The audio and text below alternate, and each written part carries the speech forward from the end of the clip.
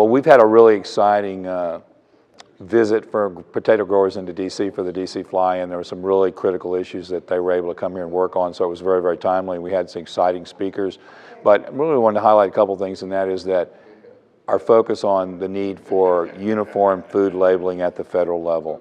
We need federal preemption on food labeling laws and food safety laws. If not, we'll end up with a patchwork of state laws so that you won't be able to ship your potatoes from state A to state B without having a single bag for that state or a single set of rules for that state. So it's critically important, and we have the opportunity right now for a bill sponsored by Mr. Roberts moving through the Senate to establish federal preemption. So our growers are going to be working hard on that on the Hill today, and I think it's an important issue for our industry. We're going to be stressing the importance of approving trade promotion of the Trans-Pacific Partnership.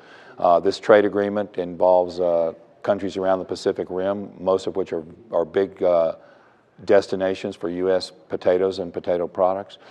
This trade agreement would lower tariffs going into those markets, make us much more competitive in those markets. So it's critical to us. We export 20% of the potatoes we produce in this country. So good trade agreements that lower tariffs, that help us reduce phytosanitary barriers to our potatoes going to those countries are critically important. And our members will be talking that up with their on Capitol Hill today. One of the other issues that we focused on was what we think are some disturbing trends at EPA, where EPA is ignoring long-established process and/or we think ignoring science on some critical issues. Really, one of the keys there is how we treat what are called epidemiological studies, which are studies that are not as effective in determining what causality is as our laboratory studies.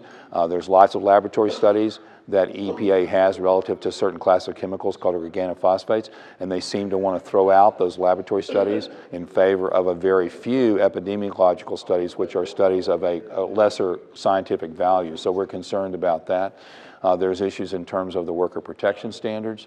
In particular, the worker protection standards would allow an employee or a former employee to designate any individual as their agent, and that individual would have the authority to come back and ask for all pesticide records for the time period that the other individual that designated him was an employee there. So you can obviously see that this could create an incredible paper burden for growers, as well as it could empower activists who wanted to, in essence, harass growers who are using pesticides and using them according to the label.